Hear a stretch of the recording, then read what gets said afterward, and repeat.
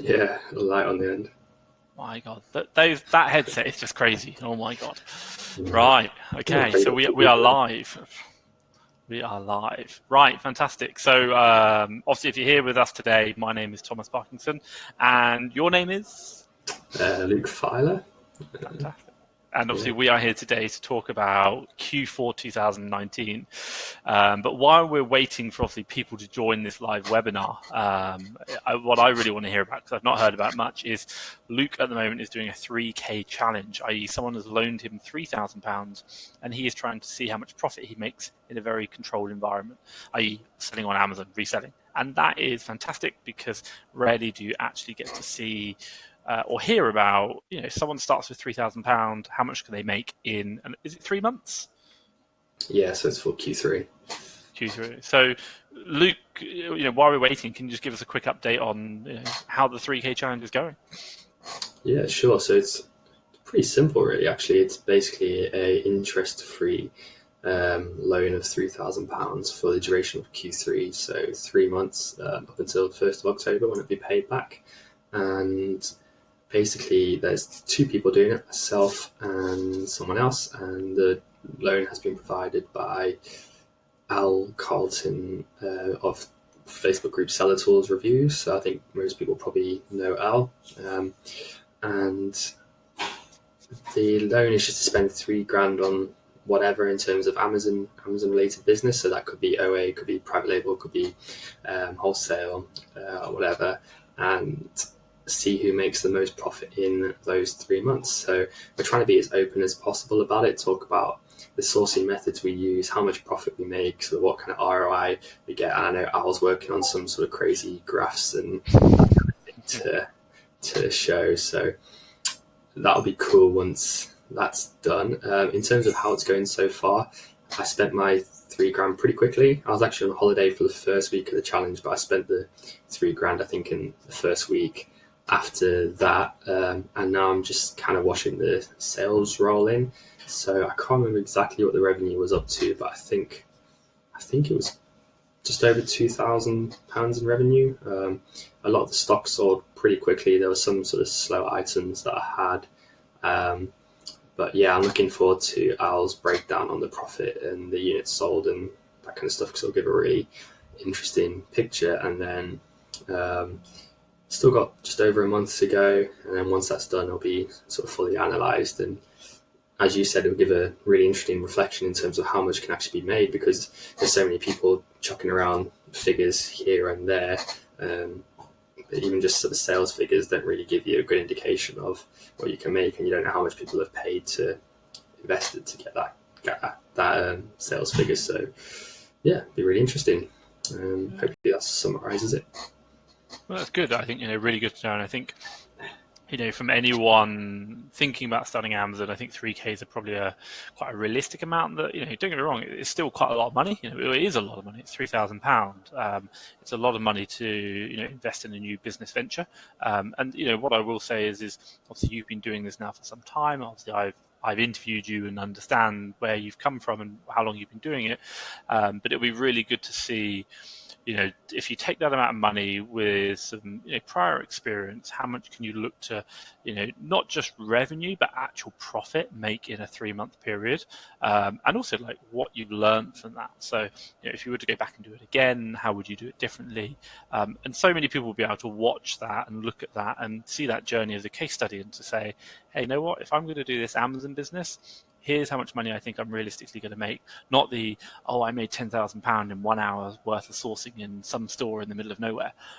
This is a real, true life example of actual, this happening, which is really good. For me and anyone else watching that, when obviously we see it, thank you, like genuinely thank you, because that's kind of like cutting through all the sales malarkey, everything we see, all those videos, clickbait videos.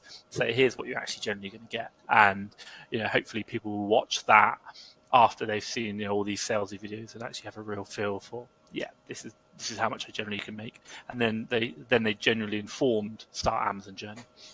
So thank you. Yeah, no, of course, and I think that's the key thing there. It's getting that sort of transparency. I think, as you said, there's a lot of people out there who use those sort of numbers to try and sell stuff. And I think this challenge is great because there's nothing there.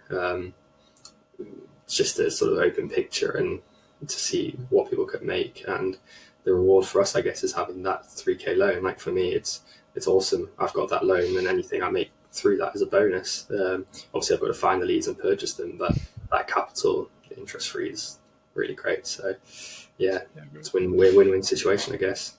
Definitely. Right. Should we just say, if you've joined, first of all, thank you so much for joining us. And, thank you for taking time out of your day to join us on this webinar. Or if you're watching it, kind of maybe later on or, in Q4, I don't know, or maybe next year sometime, thank you so much for taking your time to watch a replay or being with us live today. That's really appreciated. But if you're live today, thank you so much. Also, just drop a little hi in the message box, which I think is this side. It'd be good to know who's here. And obviously, if you've got any questions throughout this live webinar, feel free to ask them as we go. We've got a section that we're going to just go through questions which have been asked in the Facebook groups beforehand, and also anything you've got now. So be sure to say hi in the group there. But obviously, I appreciate time is going. So should we start with introductions? Luke, do you want to take it away? Yeah, sure. Always hate these introductions because I end up either waffling or leaving stuff out. But yeah, it's actually an interesting time for me because I started selling on Amazon pretty much a year ago. So I made my first sale on the 28th of August, 2018. So coming up to a year now. I was sending in items pretty much this day a year ago. And then from there, I've now done sort of well over sort of 600 grand in sales now. Gone from studying accounting and finance in uni, dropped out of my second year over April to do this full time, and alongside that a bit of like content creation, internet marketing stuff, but mainly online arbitrage and just sort of really focusing on automating that business. I've got 6 VAs who work for me, and through that I'm trying to, as I mentioned, automate the business, spend as little as possible time and generate as much money. I mean, don't get me wrong, OA is pretty cool, but I don't think anyone can honestly say it's their life passion to do it. So for me, it's a cash generating vehicle, to be totally honest, and the less time I can spend on it, the more money I can make, the better. So that's my goal. And I'm about to be heading out to Australia in just under a month. So my focus at the moment is just getting everything in place to support that. Fantastic. Right, and I will introduce myself. So my name is Thomas Parkinson, and I run Fast Track FBA. Fast Track FBA, I should get that right. And we are a lead service. So we provide a unique platform whereby you get to choose the deals that you want, and you only buy the deals that you want for your Amazon business.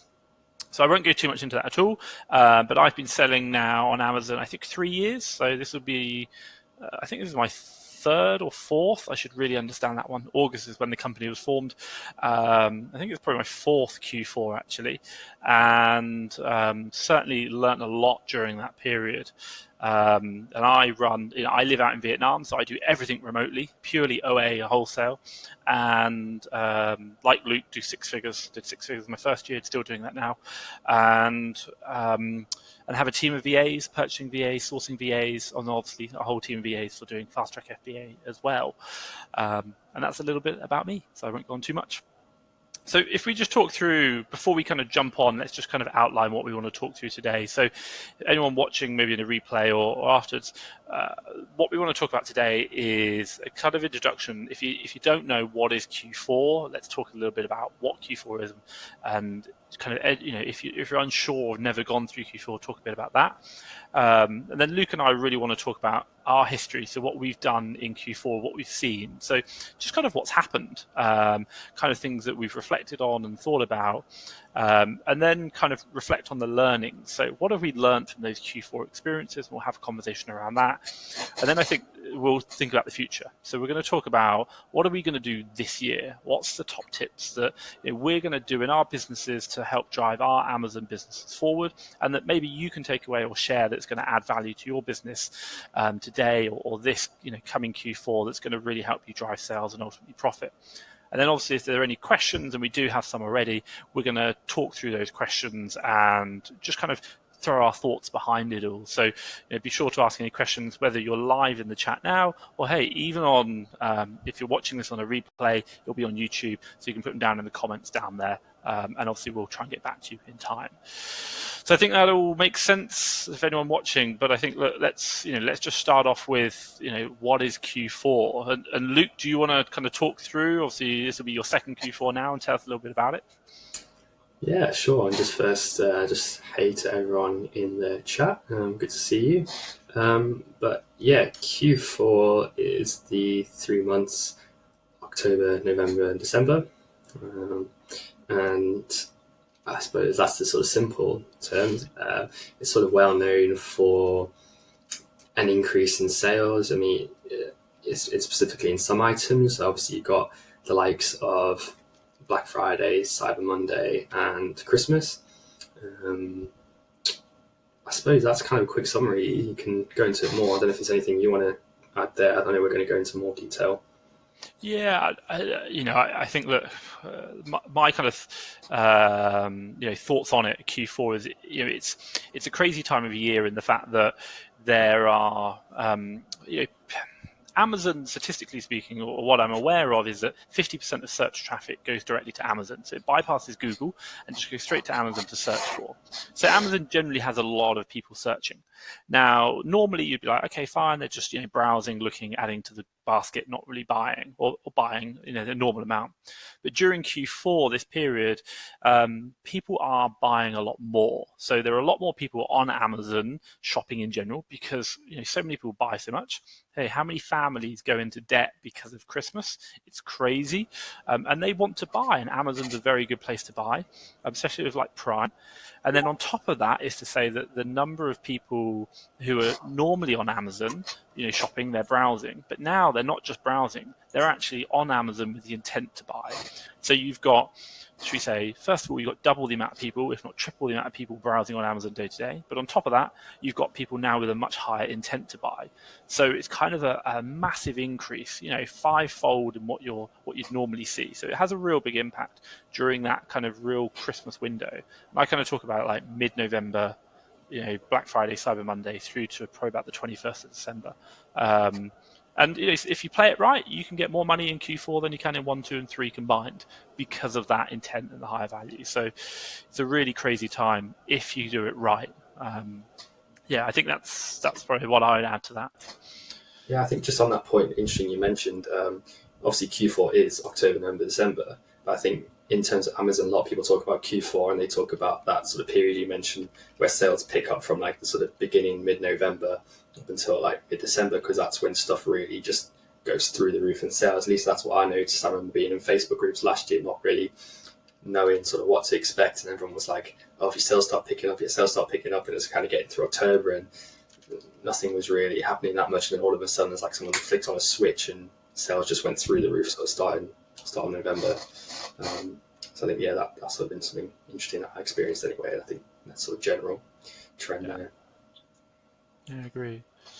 Right, should we talk about maybe a bit of our history in the past? So kind of go through where what we've done and Q4 last year. So Luke, obviously this is going to be your second Q4. Do you want to tell us a little bit about what happened last year and like what happened? Tell us a bit about that. Yeah, sure. So obviously, as I mentioned, I only made my first sale there end of August last year. So for me, everything was still pretty new. A lot of sort of going through the motions, not really knowing what to expect. I think a lot of people now sort of like live for that Q4. I know some people who don't even really sell the rest of the year. They mainly just get involved for Q4. And so for me, it was interesting. There are a lot of things. I feel like I was at a disadvantage because I didn't have those like leads that I'd found throughout the year, like toys, for example, that I could then go, okay, bang, I'm going to buy it. Like I know now, for example, with Argos, there's toys that I've sort of sourced through the year. And I know that when that 3 for 2 sale comes, I can go bang, bang, bang. Like I can straight away check, and if it's there, I can buy and be there first to get hold of that. So I think there's sort of a lot of stuff, and I'd say anyone who's going through their Q4, do your research to really make the most of it, because I think people really emphasize how big it is, and I kind of just sort of shrugged that off. I was like, okay, yeah, like it's Christmas and stuff, people buy a bit more. but I didn't expect how much more people were actually going to be spending. And so I'd say really put a bit of effort in sort of now over these next couple of months so you're prepared for Q4. I know, like, look around the groups, look on YouTube, there's plenty of content out there. I think that's the one thing I kind of missed on, and be prepared. I think the biggest thing that I missed out on is not being prepared for sales, for example. I know Black Friday is obviously good for selling stuff, but even sourcing, and I was on the night out on the Friday, so I think I went out the day before, so I was like hungover. I did a bit of sourcing, but like there was so many deals out there, and I just didn't capitalize on it. So I think it's really being prepared for those sales, knowing when like the Argos 3 for 2s are going to happen, because you will know in advance, and it's being prepared. And I'm going to use Argos 3 for 2 a lot because it's like the big main example, really obvious one. But I think, yeah, from my experience, it's just being prepared and putting in the effort, because it will pay off dividends if you do. Yeah, I agree. And so some really good information there, and I think that. If I kind of share a bit about my past, so I remember my very first Q4. The only thing I sold was Lego. Like, that's all I sold for the whole first Q4. That's how I started Amazon, selling Lego, which was really interesting because Lego is a gift, it's a toy, and it flies out like it's crazy. That was certainly something that I kind of caught on. And interesting enough, I was actually selling wholesale, like IT equipment, and then Lego, because I started with wholesale and then kind of got into Lego OA. That's how I did OA. And obviously the IT equipment just doesn't move. Everyone talks about Q4 being busy. Like, yeah, my IT equipment's going to sell. No, exactly the same. Doesn't move. But the Lego flies out. And I think that my learning from that was very much around, say, look, the kind of products you're sourcing, have a look at what they are. So, are they something which people are going to buy as a gift? If it is, the sales are going to go through the roof. That's what people are coming to buy. But if it's something where it's like, I don't know, a keyboard for your computer that might not be, a business keyboard, sales are going to just remain as they are. They're not going to change too much. So be aware of that, and the fact that they, the sales are reflective of the type of product you're selling. I think we talked about this earlier offline. If you sell toilet cleaner, odds on toilet cleaner isn't going to go up sixfold over Christmas, because there aren't going to be 6 times more toilets to clean. They're just the same amount of toilets. So have a real understanding of it. A couple of things which I really picked on over the years are advent calendars. Advent calendars go wild, and they literally hit like Toys and Games, Lego advent calendar, Toys and Games sales rank number 10. And there, you go on like FBA Multitool, and it says how many is selling, and it says 5,000. You're like, oh my god! And when you hit that buy box, literally your phone does not stop. Every like half a second, bing, bing, bing, bing, bing, bing. It's crazy, but there is great money in these things. Now, the one problem with advent calendars is getting the right one, and I can't tell you the answer to that one. It's about which one's going to sell out first, but also as well, it's a dangerous game, and it's a scary game, because it's how long do you want to hold your advent calendar before they sell out, before, because the price is going up and up and up, and on generally like the 29th or the 30th of November, they're still not probably that profitable.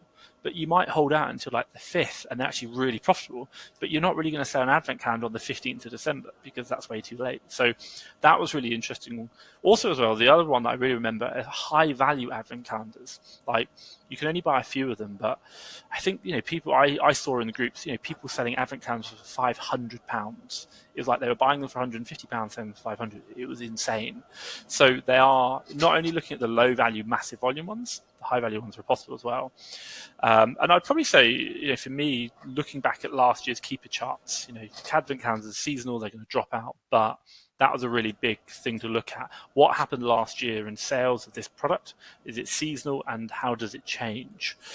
And I'd probably just add in there, if it's like 10,000 sales rank now, that might be selling 20 a month, but because of that kind of extra customers, the higher in customer intent, that 10,000 sales rank might continue until mid-November, December.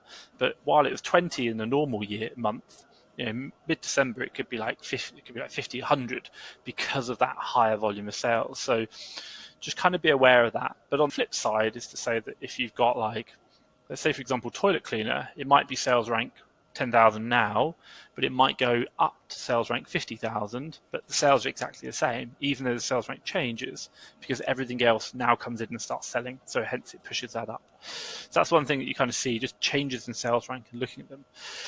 I very much remember last year, I think it was, we were like, Q4, come on, we're going to smash this. And I was a bit cautious. I've always been a bit cautious over Q4. Not this year. This year's going to change.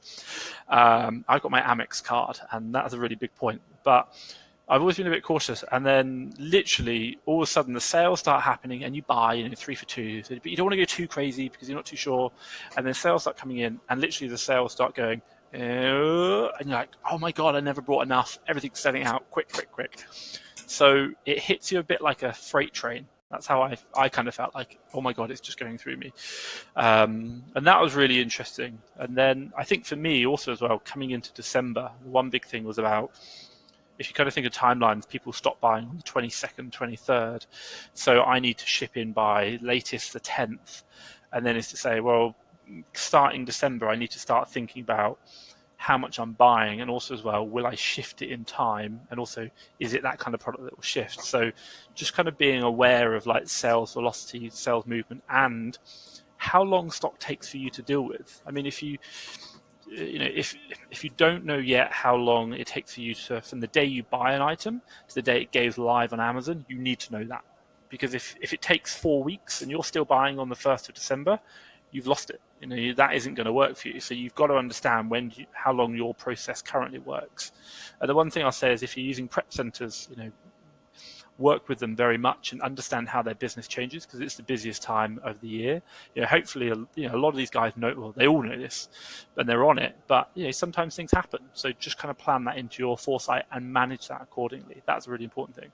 Fortunately, I use Sam at Easy Logic, and I think he's only a few, but he's really on it, like literally. But he's only got a few OA clients, and he's like super on it. So I was really happy with that performance. And that's, I think, pretty much a bit of a roundup of last year, not going into too much detail. Does that all make sense, Luke? Yeah, I think there's a couple of things that sort of I was thinking about as you were talking there. One thing I wanted to mention is like sort of more personal story. I think just sort of reflecting back on my Q4 was, I suppose not really much of advice, but just interesting, I suppose. I was gated in toys and games for a while. I had a bit of an issue getting ungated. It took me probably about 2 months to do it. And I mean, I was constantly back and forth with Amazon, kept persisting. And I think it was the 2nd August 3 for 2 sale where it's like, screw it, I'm not ungated yet. I'm going to get ungated. I'm going to buy these items. And I bought them. And actually, like the day they got, I went to, well, I didn't deliver, I went and picked them up and I got ungated. And I was like over the moon, kind of like happy. But that was just, I think, interesting one for me, because I remember the frustration. I know at least when I started out, and I was like going around Tesco and like scanning Playmobil, and I was like, God, this is such a good item, but I can't sell it. And like Argos, the toys there's so many, and it's just so frustrating to not be able to sell them. So I think one bit of advice based on my experience is really make sure you're engaged in toys and games, not only because you don't want to get to November and still be not ungated, but I think I might not be right saying this, but I'm pretty sure that it's more difficult to get ungated sort of closer to it, because if you think about it logically, there's going to be more and more people applying sort of close to that time. So I think try and get it done as early as possible. And that applies, I suppose, for other stuff, like if you're going through a VAT registration, which applies to me now, well, soon, and if you're like forming a company or whatever, sort of what I've spoken to my accountants about, trying to get that done before the middle of Q4. So you don't want to get to November and then go, okay, I want to go and email Amazon saying I'm now VAT registered, and then them sort of suspending your account for 2 weeks while they process that change. So that's something to think about, and it's something that I'm going through in terms of planning, because I need to do that VAT registration before the heat of Q4. But it's like, when do I do that to maximize the threshold I've got, and also make sure I'm not having any problems when sales start picking up. And the other thing that Thomas mentioned in terms of holding out on stock, that's something I found difficult. I didn't really capitalize on advent calendars as much, but again, going back to August 3 for 2, it's a really good example. I think there's, because, and I think someone mentioned it in one of the questions, because it's a store-wide thing, everyone's going to be going for it, everyone, and the price will absolutely plummet. It's going to. But because of that in sales volume and the limited stock there is, the Argos, the way it works, it will recover. Like if you go on Keeper Graphs, you'll see it where items will absolutely tank in value. The number of sellers will, on some items, I remember there was this one Shopkins toy went over 100, and then it just absolutely slowly go down and down and down. The people selling it must have been just like a loss, and it will go down and down. The number of sellers will go down, the price will recover, and it's that holding out situation. You're like, okay, I can sell it now and make a profit, or maybe I can wait another 2 weeks and get an extra 10% ROI or whatever. And that also comes down into your purchasing decision. You're like, do I buy 10 and then just wait and sell it, or do I buy 20 and just get rid of it at like a lower ROI? I think those are the sort of things that I encountered, and so it wasn't really prepared for. And like the holding out thing, like the pricing, it's massive because the prices will change a lot. At least that's what I found with stuff from like Argos, for example. But I suppose one thing to note there is I think some people, I suppose advent calendars are probably different, but stuff will still sell come Q1. And I think I saw a lot of people freaking out last year about like, oh, I don't want to buy too much because if it doesn't sell before Christmas, I'm never going to sell it. I'm going to just waste all this money. When if you look at the Keeper graph, and there's like toys now, people still buy toys throughout the year. It's not going to sell as fast, but obviously you want to, if you're buying loads of stuff, you want to sell it. And I suppose advent calendars, they do like literally sell almost none after Christmas. Well, at least that's what it looks like from Keeper and some of the ones I looked at. But I think in general, stuff will still sell. So I'd say don't panic there. I don't know, maybe you've got more to add on that point, but that's just a few things. Yeah, I'd agree. I think that, you know, the kind of, when you're in the middle of Q4, sales are going crazy. Everyone's like, oh my God, Q1. Like literally, you kind of think the end of the world is nigh, and you know everything. Like Amazon just shuts. Like you think, oh my God, December the 25th, that's it. Amazon shuts. We're done until next Q4. No, it doesn't. Obviously, there are sales. Yes, a lot sales velocity drops considerably, but you know, it's the very nature of it. People are hunting for bargains, but on the flip side, I say stuff still does sell. And I think the question you've got to ask yourself is when you're coming into like that December 2000, December 1st, or any question, hey, whether it be Q4 or not, the question you've got to be asking yourself is, am I buying a deal or am I buying on speculation? Am I buying something because, you know what, Amazon are off the listing, the buy box price has gone through the roof, sales are through the roof, and I can make a fortune. But if I don't sell it and Amazon come back on the listing and I have to wait till Q1, I'm making a massive loss. You're like, well, you're not really buying a bargain, you're buying on speculation. So, and hey, don't get me wrong, you can make good money doing that, but that requires very quick turnaround and understanding your market. So, again, it's about your business and how you plan and what you do and how you structure it. But hey, you talked about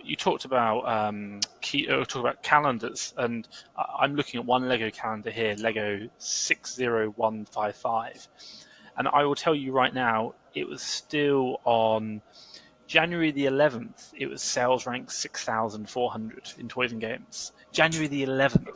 This is 41 days after you think everyone stops buying. No, it's still 6,400, which was incredible. Admittedly, that's 2018.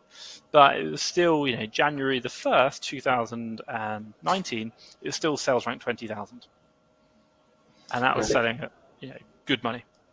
I think the one thing I've noticed is that, not just specifically to Q4, but supply and demand, it tends to balance itself out pretty well.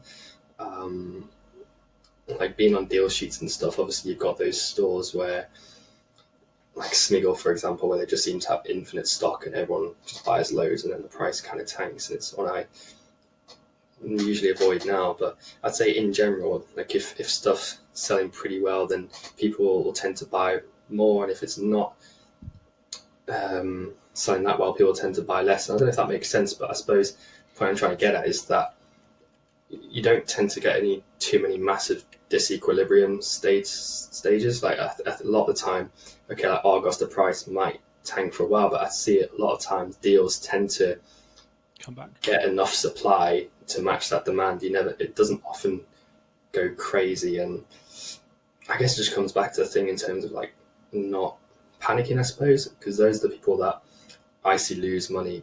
I see some sellers, especially going back to the August 3 for 2, and they're selling at a price where, unless they're getting 20% discounted Argos vouchers or something crazy, they're definitely making a loss on it.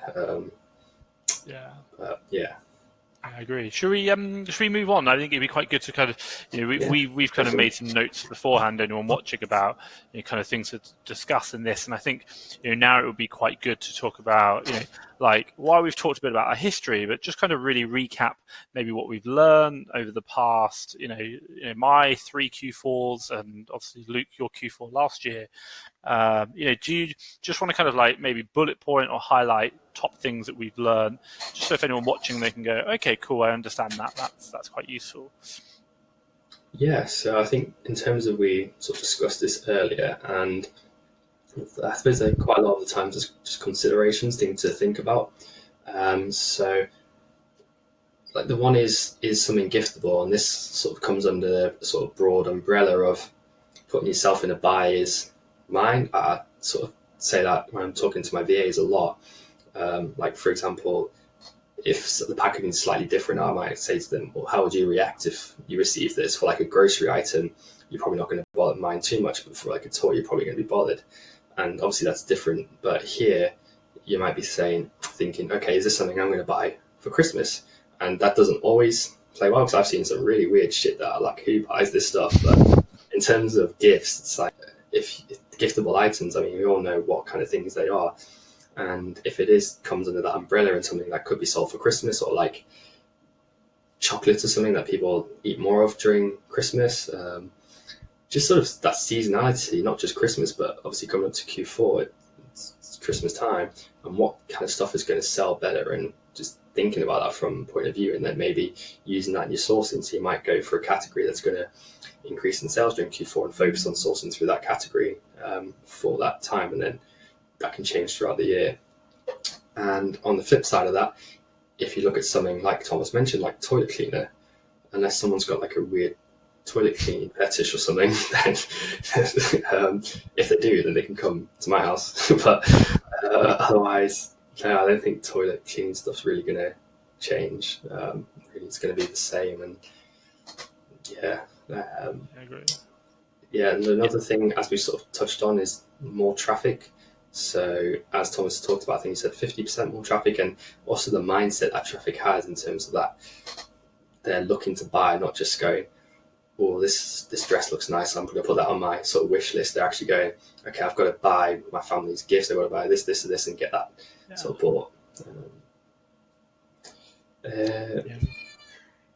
I think one thing which I'll probably add in there is, it's kind of a bit of a reflection, but also kind of a top tip, is the fact that I so remember very much last year, there are deals coming out all the time, and you kind of get caught up in it. And with it be a 3 for 2, like as you said, you woke up hungover the next day, and like, oh my god, there's a 3 for 2.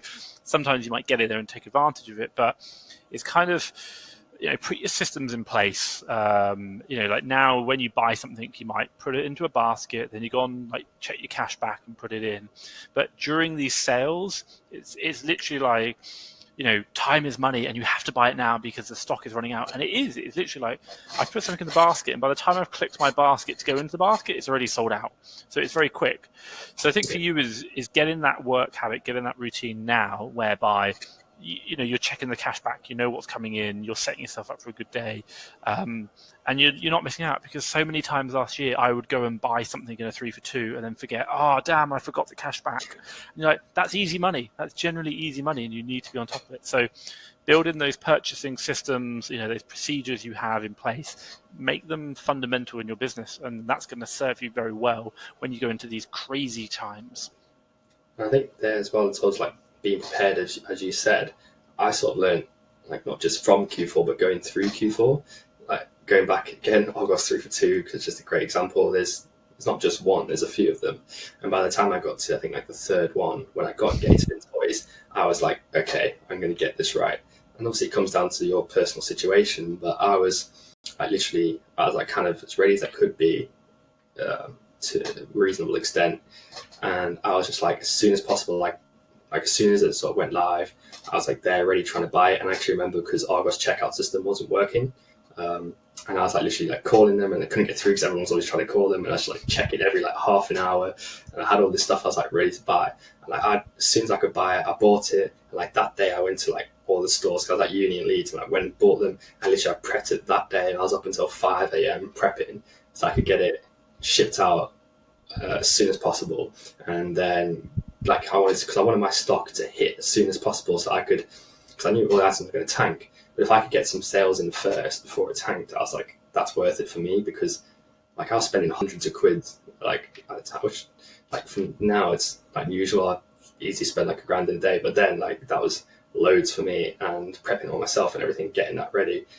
And it ended up being sort of a worthwhile investment because I got that stock in early, and then I didn't sell it all, but I got like quite a lot of sales at like a really good price, because it obviously items were £20 throughout the year, and then it was a 3 for 2, so it was a lot higher, and I got those sales, and then the price tanked, and then it sort of recovered to near that point, and I made the rest of the sales. But that's just sort of a personal thing about being prepared and the benefit it can have, I suppose.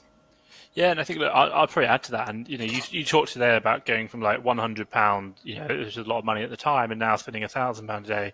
Like, I remember, I think one day I was up at 4 o'clock in the morning, ready for a Tesco sale when Tesco Direct was happening, and literally I hit it, and like within an hour and a half, I'd spent £5,000 on stock. And I think at one time, like the next sale, I spent £4,000 on advent calendars. And the thing which I'll say is, this is about these. You kind of do your analysis, and you're like, my God, the sales are insane. It's doing 2,000 units a month. The product is great. I'm getting a 50% ROI after all fees, and it's just like it's gold.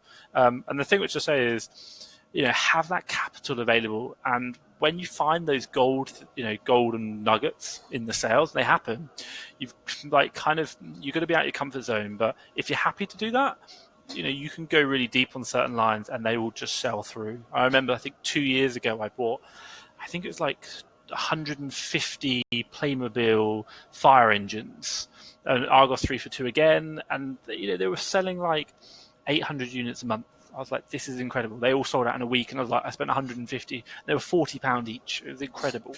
But like they're really deep examples. But then, hey, I'll flip that around and say I did go deep on some other ones. I think a Tesco ambulance that everyone bought, and they had like 10,000 in stock, and the price crashed and everything crashed.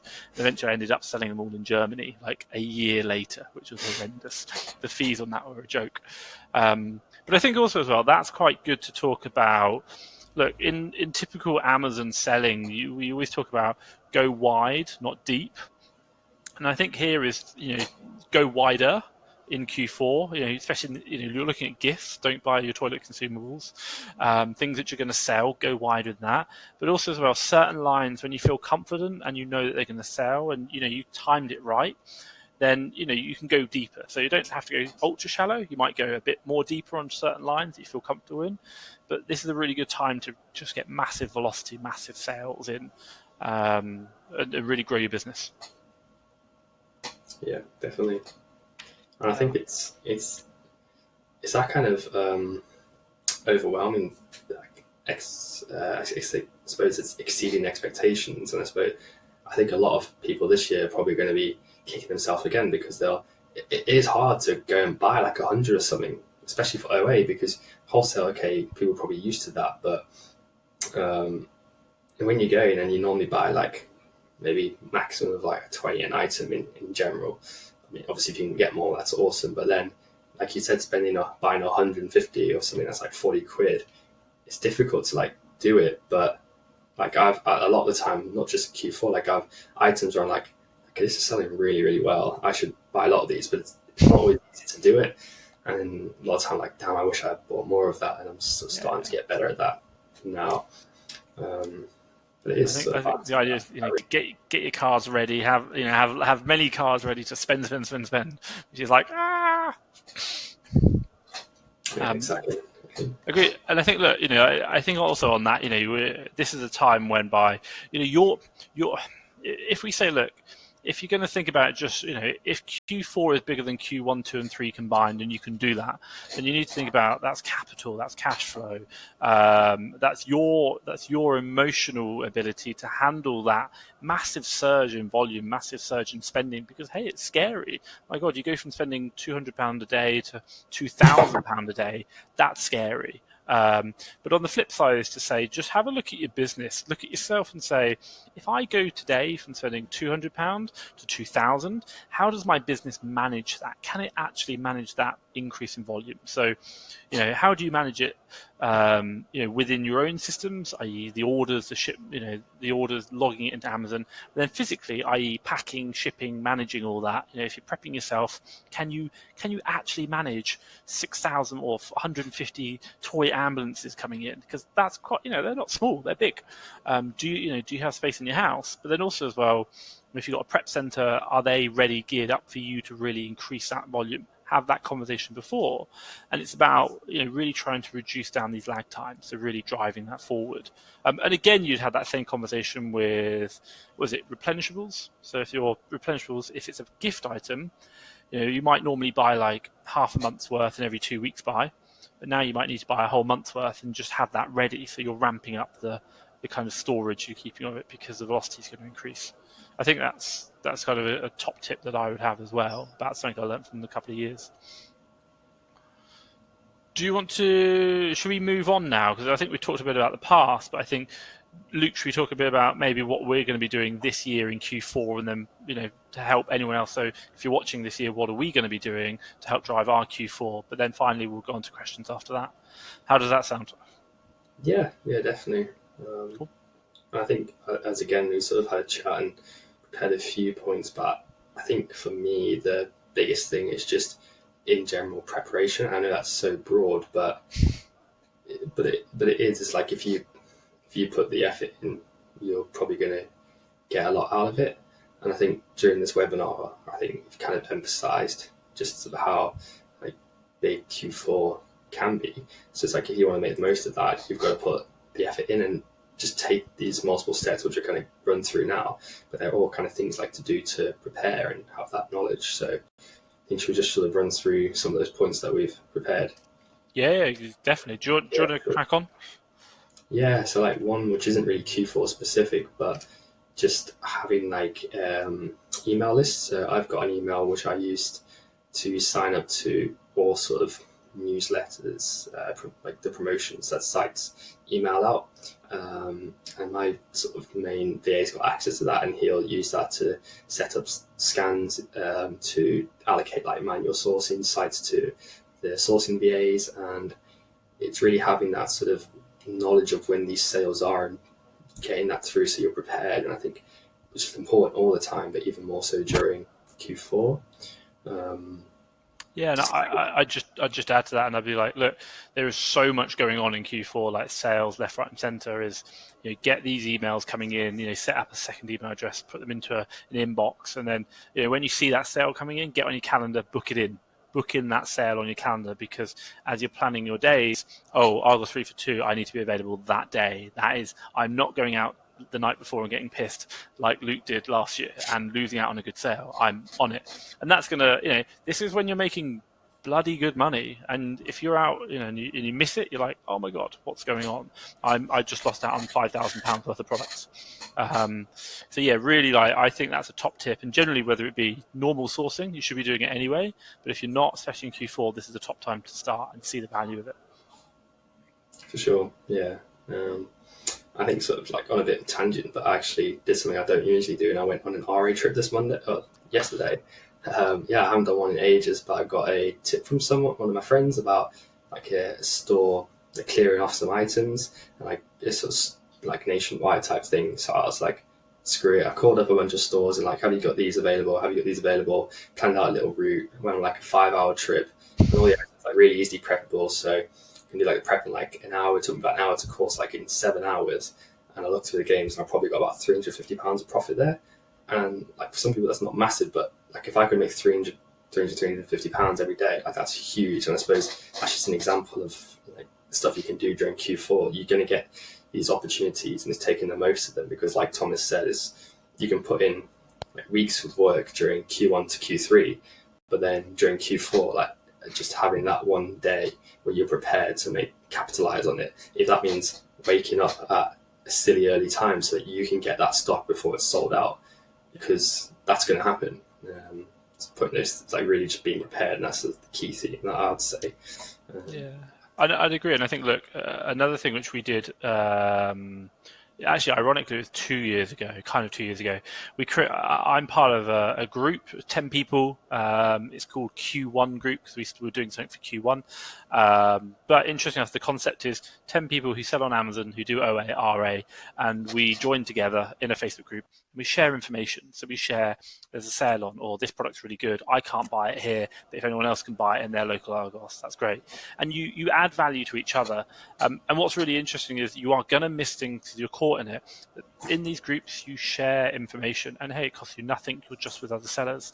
And like, the amount of deals I got from that group was incredible, but also as well, the amount of information that I got from those groups was incredible. And if anyone out there isn't part of one of these groups, I would strongly advise you, not just for Q4, but in general, like, contact a few people you know on Facebook, say, hey, I'd love to join a group with you, like 6 to 10 people, and just say we're going to share information. And it's all about adding value, because they're going to teach you so much you didn't know, and you can ask questions in a very confined space outside of these much larger groups, which are like hundreds to thousands of people. So yeah, I'd call that like form a group, form a mastermind kind of around your Amazon business during Q4. Carry on. Sure. Yeah, definitely. And sort of on the point of preparation, having a morning routine. So this is something that I've improved a lot in the last few months. I was talking to Thomas about this before, but having a morning routine to ensure that you're awake and I suppose in like a good state of mind to source. Like, I know sometimes I was sort of waking up just like going straight to my computer and I wasn't really ready, and that's when you can kind of make mistakes and not be in a good state of mind. I know sometimes I still do that, so I suppose having that morning routine, so that consistency, and if you do need to get up early, be prepared. Don't go at like 1 o'clock in the morning and go, shit, I want to wake up at 4 a.m. tomorrow because I know the sale goes live at 5 a.m. or whatever. But yeah. So I guess that the key thing for the morning routine is really putting yourself in the best state of mind to be prepared for that day ahead. And I suppose it extends to not just morning routine, but like looking after yourself, still go do exercise, still eat healthily, and just look after yourself. Yeah, I agree. And hey, and also as well, in that morning routine, that's kind of like wake up, check your calendar, what you're going to do, what deals are on. I cannot tell you the amount of times I woke up over many Q4 and got like, oh my God, there's a 3 for 2 on, quick, got to start sourcing. And you're like, oh my God, then I missed the cash back, and then I missed other sales, and maybe I sourced the wrong sale, which wasn't as good as the right one. So having that morning routine where you just set yourself up right is so valuable. I'd probably just also kind of add to that is, we kind of talked about it earlier. Dates in Amazon are super, super important. So, I think you kind of talked about it earlier. So we talked kind of like beginning, middle of November is when Q4 really starts. But for you for me personally, I think it was last year, generally around the 10th or the 12th, or around the 1st of December, everything I'm buying, I will just be aware of like the timelines, how long it takes me to ship in. But then coming around the 10th or the 12th is when I'm pretty much looking to really reduce down my shipments. I don't stop, I'm still sending stock in, even like on maybe like the 20th, I'm still sending stock in, but I'm just aware that stock isn't going to be Q4 stock. That's going to be January stock. So around the 10th or the 12th, I'm, depending on your logistics, so how quick it takes stock to get in, you might be doing it around like the 14th, 15th, but you got to think Amazon have to ship it in, or you've got to pack it, ship it, and then Amazon got to unpack it and it'll get on sale. And that takes time. So 10th or the 12th, around that date is when I'm really like slowing down my kind of purchasing, my heavy purchasing. And I think really my last couple of shipments are going to be in looking for, they need to be on sale and generally sold the majority of stock by around, and I'm just kind of looking at the dates now, the Saturdays of the 21st, 22nd. So I think that'll be quite a busy weekend, but on the 23rd, it's pretty much going to stop. that's when I would envision that sales will kind of drop off a bit of a cliff, because 24th is quite late for deliveries, but it may happen. So around 21st or 22nd will be the day I envision that sales will drop off, and as long as I can sell it by then, that'll be my thoughts. Yeah, I think just to add to that in terms of having that plan, like it might usually take 2 or 3 days for your stock to check in or whatever. But just be aware that like during this process, at least for me, like some of the stuff did take a bit longer to check in at fulfillment centers. I don't know, maybe that was just me. I think it went through a stage where like towards the start of Q4, I think if I remember right, like October, it's like really, really quick. I'm guessing that's because they hired more staff. But then as soon as that sort of volume, like just they must just get so much stock through. Yeah. Then it sort of started to tail off a bit. So I think it's really bad, but it's just something to be aware of. And I suppose it's tough because there's no guarantee of how long it is going to take. You might send something in, you might just be unlucky, it might not check in for a while. So I think that's a difficult one. And I think the question people ask this is, like Amazon prep times. Interesting, I remember 2 years ago there was a real problem, but last year Amazon were like super on top of it. Like people were saying how quick Amazon were. So, hey, this is Amazon's busiest time of year. This is money for them. So they hire like crazy, everything's super efficient. And I don't have any reason to believe anything could be any slower. If anything, I'd probably say it might actually be the same, if not slightly quicker, because they really just ramp everything up like tenfold. So just kind of imagine everything as normal, should we say, when you go into Q4 in regards to Amazon prep. That's the Amazon itself. Again, you've got to, if you're using a prep center or yourself, how long that takes for you. For sure, yeah. I think that sort of the next point is we talked about all these things you can do and everything, but sort of, as you've mentioned, in particular, be careful around burnout. I suppose you need to still, like I sort of mentioned, be making sure you're eating like reasonably well and sort of still going out and doing your exercise and doing other stuff. And I think someone I saw posted in the group the other day were talking about exercise, and I think it was Steve, I might be wrong, but he sort of mentioned that every 2 hours he'll go for a 10 or 20-minute walk, and like a weight session every day, and it helps with that concentration, like getting that fresh air. And I think that's probably even more important. You can easily get overwhelmed when you're just constantly working. Also, I think what would really help with sort of burnout is having a plan and trying to stick to it as much as possible. Yeah, agreed. And hey, we do this whole, you ask yourself, why are you doing exams and why are you taking all this risk? It's so you can have a good quality of life. There's no point working yourself to the grave, an early grave. That's counterintuitive, counterproductive to what you're trying to achieve by having your own business. You also, I just kind of highlight some points on, I think, Luke, you talked about these earlier, so I kind of wrote them down, which I thought they were really good points. One thing I kind of took out there was actually that you kind of alluded to was, if you're really interested, go back into some of the big Facebook groups, go back and have a look at what people were talking about last Q4. So go all the way through the comments. I know it'll be a while, but just search Q4 Christmas sale and go back and have a look what people were talking about, because that's kind of like your foresight into this year. So see what was happening this time last year in the groups, and you can get a really good feel.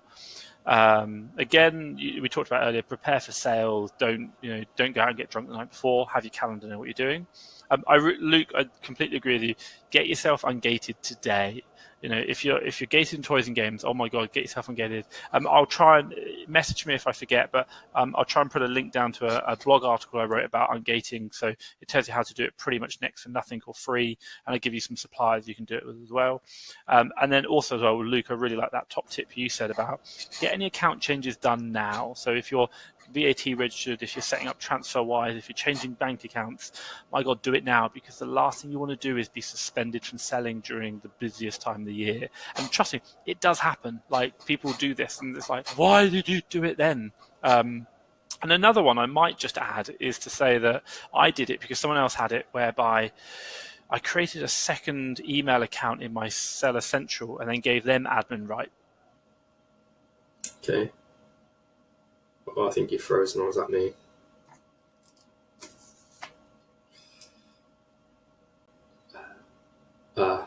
Looks like we've lost Thomas, or is it me? I think we're back. Oh, yeah, can you hear me? Yeah, I can hear you. I think we froze there. Sorry. So if I can, I remember one time last year, someone basically had their account. It wasn't suspended, but something like their main user login they couldn't log in with. So they created a second user login and gave them admin access, so that if their primary login details didn't work, they could still use their account, which I thought was a really good top tip. Just have two accesses to the same account, so you can still trade if something goes wrong. Yeah, I don't know if that's, you need to look into that, because I think now you have to provide ID of people. So I suppose I don't know, something to look into though. Yeah, possibly. Maybe add your mum or your sister. It doesn't matter. Yeah. Should we move on to questions? Because I appreciate time, and obviously we've got a lot of people here. So if I just add in, we've had a lot of questions to start with. But also I appreciate we've got questions in the group as well. So Luke, what do you want to start on first? Should we start with the questions from the Facebook group, or should we do it from the live webinar?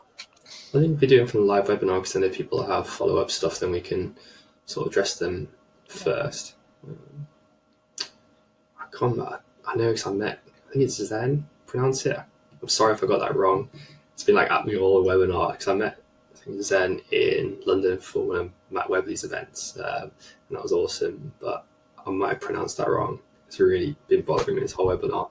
But anyway, she asked, I think we touched on it, would 1st December be too late to still selling advent calendars? And I think from what you said, I think use Keeper is a key thing where possible, but in general, no, it's not too late. You sort of said the 5th is probably when 1st to the 5th biggest, but no, I think use Keeper to look at when it sells, because as you sort of gave an example, stuff will still sell, just maybe not as quickly. So I'll look at that. Yeah, agreed. Carry on. So we've got, is it Jenny? Have you found that there's a high return on toys? And I think, from my experiences, not more than anything else. It might increase slightly because obviously unwanted gifts, but generally it's like not, you're spending 5 times as much on, stock. You're going to get 5 times the amount of returns, but that's proportionate to what you're spending. So generally not really too much. I didn't see too many returns, unless obviously, and hey, sometimes it does happen, you buy a line where it's a new product and something's wrong with it, then that's a disaster. And again, that's about just kind of being aware of the products you're buying, and being careful. Yeah, I think use information available to you. Like personally, I had one item where reviews weren't awful. It was like a 3-star product, and I got quite a few returns. But if I'd actually looked into reviews and seen what people are saying, it wasn't just like, you get some people that are just, if we say, not very clever, to put it politely, but these people, like, actually the toy was genuinely a bit, you can tell it's a bit dodgy from the reviews, because people writing sort of articulate responses and stuff about products, and obviously that's going to lead to higher returns. So something I didn't really factor in, and that's the only thing sort of I learned from anyway. But I agree that I was expecting there to be quite a lot, like a high proportion of toys returned because of them being gifts, but I didn't really notice much of an increase. I didn't look into it in detail. Yeah. And then you've got Kay's asking, will there be a replay? Yes, definitely. We're going to put this on the replay, so honestly, don't worry about that. That's fine. And then I think that's all the questions we've got from the live webinar.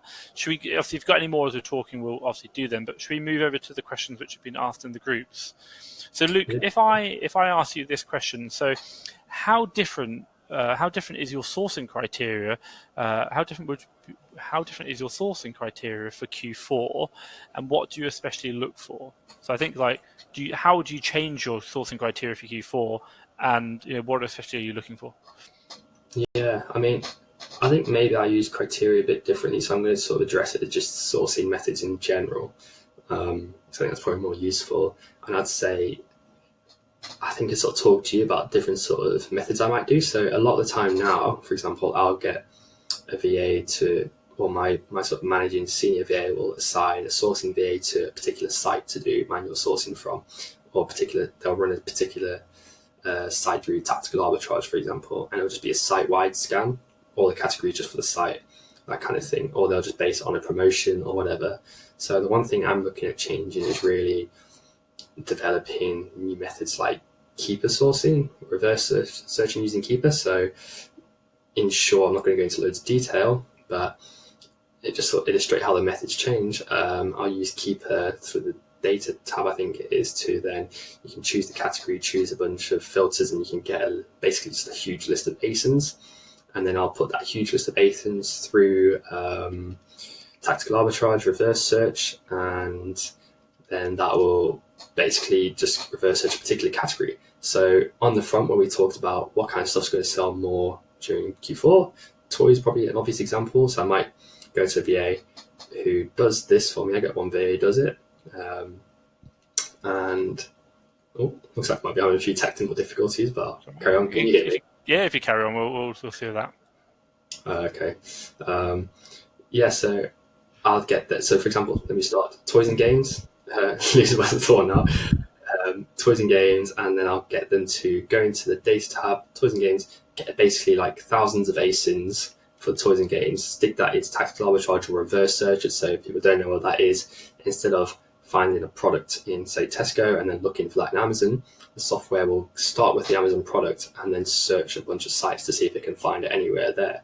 And so I suppose the one thing I'll look at changing more is focusing on sourcing by category as opposed to purely by website. But on the flip side of that, there are going to be, as Thomas said, a lot of sales. So really making sure all those email lists are being really efficient. So I'm going to make sure someone's checking those thoroughly on a daily basis. And also checking sites like Hot UK Deals, for example. It's a really good one. Cashback sites, because I think it was Natalie Cromie who pointed this out at an event she did. If there's a sale on a cashback site, a lot of the time there's a higher cashback. So say they boosted the cashback to 12% at top cashback, that might indicate that there's also a sale. So I think Holland & Barrett, there's a lot of correlation there. You'll often see that cashback will be higher at top cashback, and then there'll be a sale on a Holland & Barrett, for example. So I suppose the two key things are probably sourcing by category and also focusing on sales as much as possible. And I suppose being really prepared. Like now I kind of, a lot of times, probably just going through the motions, like there's a trade-off. Obviously you could put 100% effort all the time, but you're going to burn out. So like obviously I'm doing stuff like the right methods to get results, but over Q4 probably more preparation involved. So I'm not just going to wake up and check emails and decide what to scan, or my VAs won't do that. There'll be a case of like, okay, we're really going to prepare. So if we know, going back to August 3 for 2, there's an August 3 for 2 sale coming back, I'm going to be like, okay, I want someone to look through like my database, thousands of products, get all the Argos ones, get all the toys, look through them and go, if this product is 3 for 2, can we buy at a profit? So when I said at the start, like I felt like I was at a disadvantage because I didn't have all that. Now I do, and I've got no excuse. So that's one, like, I think that's like a really good tip, and that's something I'm going to be doing. I hope it's going to be working well. But yeah, just those are like the main differences, I suppose. I don't know if there's anything you want to add. And I think that, from my perspective is the fact that you talked about new sourcing techniques there. I think, look, my thoughts on it would be, if you're going to do new sourcing techniques, do it now, learn them now, embed them, get them right, really understand them. Because, like I said, when you have this Argos 3 for 2, time is money. Last thing you want to do is have a 3 for 2 and then start doing a really weird learning a new sourcing technique and miss out on the sale. But if you've got a surefire way to source that works, and it at the back of your hand, that's going to get you results quick, because these products sell and they sell out quick. So it's about getting in there quick. So learn your new sourcing techniques now if you're going to do them. And then when you go into Q4, especially in those sales, just apply them, and then get the results straight away. Yeah, so I think really good. Probably wasn't too clear there. I mean, like I've already got someone who does that, but I might be, instead of doing that like 5% of what I'm doing, it might go up to like 20%, for example, and that's just planning and preparing what I want to do. Yeah. So the next question we've got is, if an item is making you a loss now, but has increased in sales volume and sales price that would make you a profit during Q4, is it worth buying? Look, I think my question would be my answer would be if it's a seasonal item, i.e. like an advent calendar, it's not going to sell now, but it is going to sell in Q4. And obviously there's a reason for the price increase, i.e. it's not making the profit now, but it will make in Q4, and that's understandable. Then yes, you can buy it, not a problem. But I'd go back to my point on speculation rather than buying on good fundamentals, is to say that if the product has gone up in Q4 historically because, hey, it's sold out,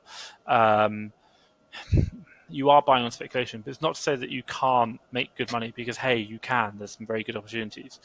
But it depends on how you want to run your business. Do you want to run it on, are you buying good quality deals, which are going to sell Q4, Q1, doesn't matter? Or are you buying, I need to buy now and sell quick, which is you can do.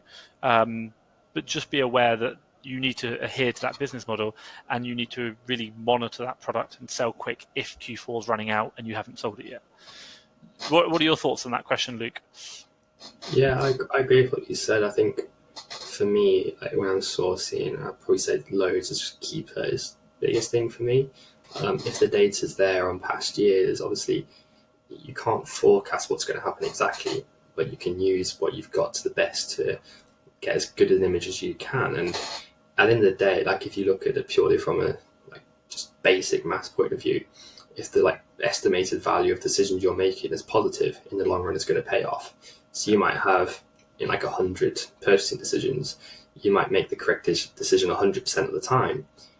But just if you've got, say, something's 99% likely to happen, it's going to not happen 1% of the time. You see what I mean? So I think it's having that confidence in you. Obviously, you've got to have the ability there, but assuming you do have the ability, if you're making that correct decision 97, well, if you're making the correct decision 100% of the time, which you aren't necessarily going to be doing it, but if you assume that, it's not always going to go to plan, because things will happen. Amazon might just go, oh, I look at this product, we can source it from wherever we're going to source it from, come on the listing, and completely screw you.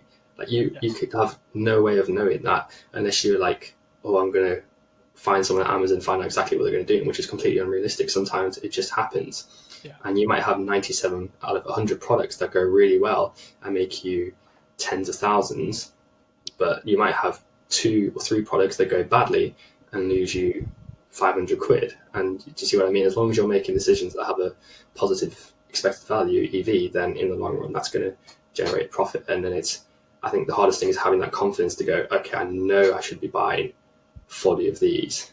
I'm really, really confident I should do it, and just doing it.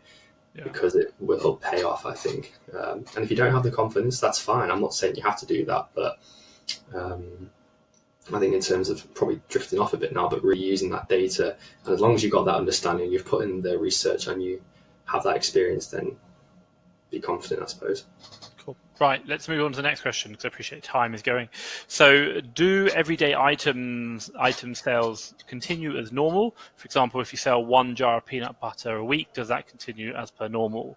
And I think I'll just touch on that. I think, we talked about that earlier. If you're selling peanut butter or toilet cleaner, unless there's some reason for peanut butter to go up, which I can't really envision during Christmas, you got to think, is peanut butter a giftable item? Is it something that people are going to want as a gift?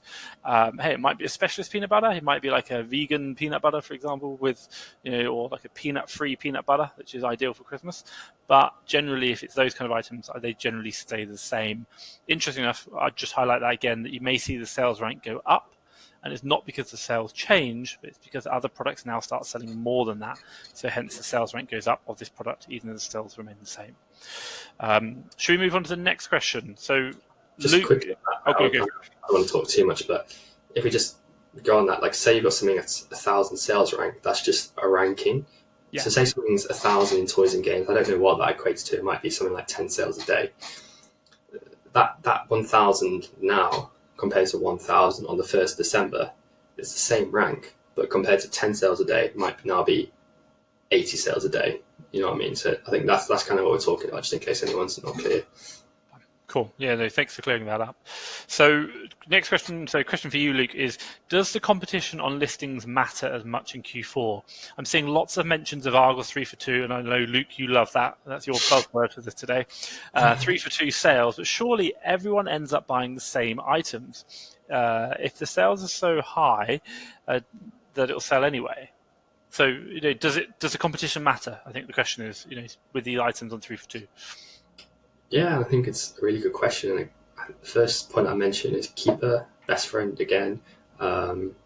You'll see items where obviously not every item is going to have years of Keeper data, but you'll see some toys. I know there's a couple when I was looking last year that had at least a couple years worth, and you could see pretty clear trends where the number of sellers has gone up, down, and the prices kind of done the opposite. So it would go down, up kind of thing. in my experience, I think Tom's probably answer better because you're more experienced, but in general, I kind of talked about supply and demand tends to kind of equal each other out in just naturally. Like people tend to know, like if an item's selling 100 a month and there's currently 5 sellers, they got that decision of how much they roughly want to buy. And people tend to not go stupid. So like if something's slow selling, they don't buy loads, or if something's fast selling, they tend to buy. And people in general are fairly educated, I think. So I think a lot of sellers sort of know when there's like a 3 for 2 store wide sale, they're not going to buy hundreds of it. But it does happen. And I mean, I think you said like with that Tesco product, the nationwide sale, you do have to be careful with it. I think the one thing I'd say that's good about Argos is stock's not like always there. So that doesn't, I talk about Smiggle seeming to have like endless supply of stock for items. They seem to just have like an item not be available for a month and then never again, and they'll have just seems to be millions of it because everyone just gets hold of it in tanks. But Argos, you'll see a lot of it be like you can buy it and then it'll go like out of stock or be available some locations and not others. So I think that's one good thing because people can't totally flood the market as much as some places. I think it's a difficult one to go into loads of detail because we probably don't know why. But in terms of my experience, at least, I've never really had anything that's gone majorly wrong. And as we talked about, stuff does tend to sell in Q1. So I think one reason why it does tend to balance out because if the price does tank, people aren't going to be buying more of it. Well, you wouldn't think they would be anyway. So in general, people are going to be buying less. So then there'll be less stock getting shipped in. The amount of the stock will deplete, and obviously the demand might stay equal. So then it like goes to sort of balance itself out again. Yeah. At least that's exactly why, in my experience, it tends to work out fine. Yeah, I understand, and I think to this point in particular, and I remember it from very historical, in the fact that you're on this 3 for 2 deal. It's only 3 days, and that supply and demand curve you can't really judge because you've got 3 days to buy this stock. You either buy $5,000 of this Lego toy today, and hopefully it sells, or you don't. You miss out on the deal of the century. And interesting enough, I can give you 2 examples. I spent $5,000 on a. I told you earlier, it was a Playmobil fire engine. Flew out, really happy, super happy. Next year, spent another $5,000. Tesco again, they were both Tesco, by the way, and on a Playmobil ambulance, and I still had it a year later, and it was crazy. So I think the analogy you've got to think about is Amazon, when you're buying and selling stock, is basically like a stock portfolio. We talk about go wide, not too deep. You are going to get products which don't make money, maybe make a loss, maybe don't sell, maybe you hold for a year. But what you're generally going to have, if you've managed it right and gone wide, not too deep, and you've used the data keeper, is that 97% of your stock is going to do well. 90% of your stock is going to do really well, and you're really happy. But 3, 5, 10% is going to do badly. You're going to make a loss on that. But hey, don't look at that 3%. Look at the whole portfolio. Look at everything, because that's what the business is. It's not these 3 little things down here. So yeah, just you've got to make an educated decision. Don't go too deep. Go wide and use the information to best of your ability. I think that's really important, that point, in terms of like not being afraid, because I see some people are really scared like making a loss on an item, and I think as long as like in yours, like the portfolio you said, as long as that's like performing well overall, then it's good. And I think that there's one little rule I kind of play with my purchasing managers, and I'll kind of share with you, is the fact that the way I kind of look at any deal is to say, and interesting, I learned this from looking at people who invest in like stocks and shares, but through startups. So they have the analogy of saying, when I buy something, what's the worst that can happen? And if the answer is I'm pretty much going to get my money back, you're like, well, the worst that's going to happen is I get my money back. So nothing really, you just waste a bit of time. But what's the best that can happen? Well, I'm going to make loads and loads of money. Then you say to yourself, well, the worst that's going to happen is nothing, but the best that happens really well. And you go, well, you're taking a bet, because you are. Every time you buy a product for Amazon, you're taking an educated bet. So on these products is to say, if I take this bet, if I take this risk, what's my payout? And as long as you're not going to lose money, generally I would go in and just buy and and then if you lose, if you don't do well and you don't make the money back and you break even, hey, you learned something. Don't worry about it. Move on. But you took a risk and well done, because next, you're going to probably have done the same thing for other products that you're so pleased about, because you're now selling so much stock. So that's the thing that I'd share. Should we move on to the next question? So quite simple one. When do you restock for Q1? Luke, on you. I mean, I'm always buying personally. It's not. I mean, there might be some items that sell more in Q1 than Q4, but I think there's many. Gym equipment, health. It's all like healthy eating stuff. There you go. Exactly. So, yeah, sure. I mean, I'm probably not as seasonal focused as I should be, but it's not something I've thought about that much. But I'm just going to carry on buying. Like, if I've got the capital there, I'm going to carry on buying. And like we sort of talked about, stuff will continue to sell from Q4 to Q1. Amazon doesn't shut in January. That's the answer. It doesn't shut. I will still be buying stuff probably 24th of December, because there's still sales. And hey, look, these sales happen, and January is a good time to buy. If it's a good deal and it's going to sell and the data's there, buy it. Yeah, don't stop. So next question is, how much longer does it normally take to get stock processed into the fulfillment centers when they're so busy? So I'm guessing you're talking about Amazon fulfillment centers. So I just share with my feedback there. So over the years, 2 years ago, Amazon had a real hiccup, and I think there were riots in Italy. So there's a real problem with FBA. But last year, Amazon was super on it. We were super impressed, and there was no problem. And I don't have a reason to believe that it'll be any different this year.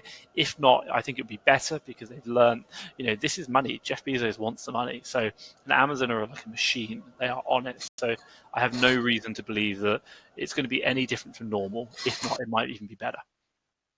Anything you want to add to that one, Luke? Yeah, I think it's, as you said, like in your experience, it's hard to say exactly. I'm really sorry. I just need to nip to the toilet 1 second. I'll be back in a sec. Well, okay. You do that, and then right? I've got the last question, so I will do the last question now. Back in a sec. Go for it. So while Luke goes to the toilet, I will ask the last question. So, do prep centers stop taking on new clients during Q4? Now, I don't know the answer, and it depends on the prep center. So the point which I probably make on that is the fact that you've got to think about, for a prep center, any prep center, Q4 is a stupidly busy time of the year for them. They're going to have, let's say, for example, they have 10 or 50 clients normally. Each client is not going to be doing what they normally do. They're going to be doing double, if not 3 times, maybe 5 times what they were doing. For a bigger seller like me, where we're doing £1,000 a day on purchasing, that's to double that as £2,000 a day. That's quite a bit. But for someone to go from like £200 a week to £1,000 a week, that's quite easy, especially in Q4, and that's a 5 times increase. Times that by 50 sellers, that's massive. That's absolutely massive. That's going from like 50 customers to 250 customers. So depending very much on the prep center itself, they'll let you know. And to be honest, my advice for anyone who's worried about Q4 in a prep center, get in contact today. Ask that prep center, ask them what they're doing. Do they shut? If so, when do they shut? How's their capacity? And hey, even if you're an existing prep center, my advice would be get in contact with your prep center, ask them Q4, what's going on? What do I need to know? What dates do I need to know about? When are they closing? And also, is there anything special going on that is going to help streamline your business so you're in a much better position? Luke, welcome back. And I'll just ask you anything to add about prep centers taking on clients in Q4. Yeah, sorry about that. I think I've had one too many coffee today. I think I actually saw a post. I think it was Kev talking about their prep center closing for new people at some point in September, and I think I heard you sort of say just ask the prep center. I think that's really good advice. So there's sort of 5 or 6 I can think of main ones that I spoke to when I was looking at prep centers, and I'd recommend anyway, like before you choose a prep center, if you are looking at one, have a chat to all of them, look at their different costs, speak to other people, get their feedback on them, and just ask them, like when you have a chat, have a list of questions, and one of those questions like, when do you stop taking clients over Q4? When is that date? What days are you open? Like, talk about that process, as you said. But yeah, I think, I don't know what your experience, if any, is. I know I wasn't really concerned with prep centers this time last year, so I don't really know in my experience if that did happen. But I know I saw Kev post about his prep center closing mid-September.